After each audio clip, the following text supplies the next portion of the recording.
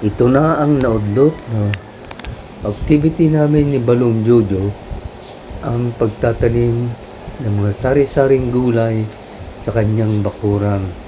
Tinulungan ko siya para naman mabilis ang pagtatanim.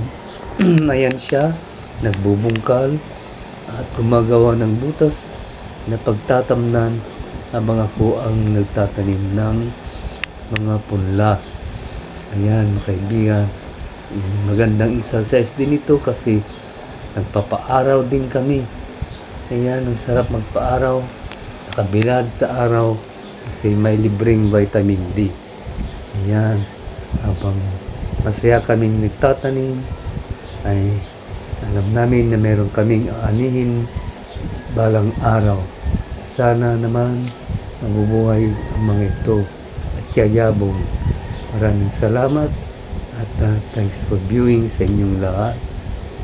Ayan, enjoy kami sa pagtatanim.